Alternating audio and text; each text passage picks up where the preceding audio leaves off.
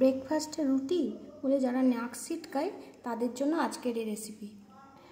গ্যাসের ওপর একটা তাওয়া গরম করে নিচ্ছি, দিয়ে দিচ্ছি এখানে রুটি। এই রেসিপিটা হেলদি অ্যান্ড টেস্টি এবং রুটি দিয়ে বানানো হয়। তো প্রথমে এক পিঠ উল্টে নিলাম, রুটিটা হালকা করে সেঁকে নেব। একটা সেঁকা হয়ে গেছে, আর একটা রুটিও দিয়ে দিচ্ছি, এটাও উল্টে পাল্টে সেঁকে নেব। এবার একটু বাটার দিয়ে দিলাম, রুটিটা ভেজে নেব। বাটারের বদলে সাদা তেল অথবা ঘি দিয়েও ভাজা যায়। এক পিঠ লাগানো হয়ে গেছে বাটারটা, উল্টে দেব। এ পিঠেও আমি বাটার দিয়ে রুটিটা ভেজে নেব।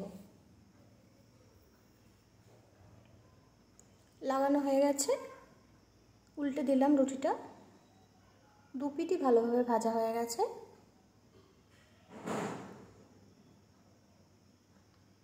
এবার এটা তুলে রাখলাম, আবার একটু বাটার দিলাম। এরপর আবার আর একটা রুটিও ভেজে নেব আমি বাটারে।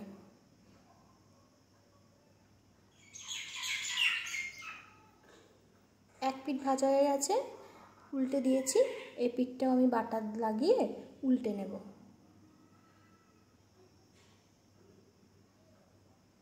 দু পিঠ ভালোভাবে ভাজা হয়ে গেছে, চেপে চেপে একটুখানি ভেজে নিচ্ছি। ব্যাস, দু পিঠ ভাজা হয়ে গেছে। নরম করে ভাজতে হবে, শক্ত করে ভাজলে হবে না। দু পিঠ ভাজা হয়ে গেছে, আবার আর একটু বাটার দিলাম। এরপর আমি এখানে দুটো ডিম ভেঙেছি, গোলমরিচ আর নুন দিয়ে ফেটিয়ে রেখেছি। এখান থেকে অর্ধেকটা ডিম দিয়ে দেবো। ডিমটা একটু শুকিয়ে এলে এর মধ্যে একটা রুটি দিয়ে চাপা দিয়ে দেবো। একটু চেপে দিলাম। এখানে আমি স্যালাড কুচিয়ে রেখেছি, পেঁয়াজ কুচি, গাজর কুচি আর শসা কুচি। এবার রুটিটা উল্টে দিলাম। একটা পাত্রে রেখে ওপর থেকে কাসুন্দি দিয়ে দিচ্ছি। কাসুন্দিটা ডিমের ওপরে ভালোভাবে লাগিয়ে নিচ্ছি। কাসুন্দির বদলে টমেটো সস অথবা পেরি পেরি সসও দেওয়া যায় যদি ঝাল কেউ পছন্দ করে। দিয়ে দিচ্ছি কোচানো পেঁয়াজ,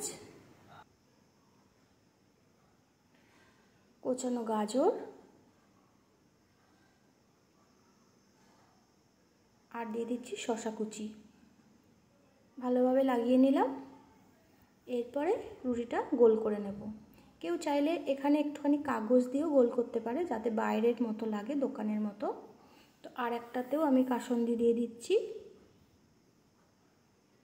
কাসুন্দি খেতে যারা পছন্দ করে না তারা দেবে টমেটো কেচাপ বা নিজেদের পছন্দ মতো কোনো গ্রিন চাটনি বা অন্য কোনো সস।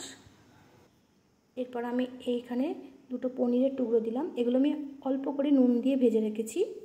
দিয়ে দিলাম পেঁয়াজ কুচি, দিয়ে দিচ্ছি শসা কুচোনো আর দিয়ে দিচ্ছি গাজর কুচোনো। এবার এটা রোল করে নেব।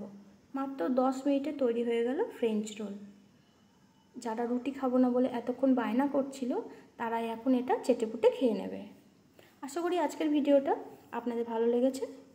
তো ভালো লাগলে অবশ্যই একটা লাইক করে দেবেন এবং পরবর্তী কী বিষয়ে ভিডিও দেখতে চান সেটাও জানাবেন।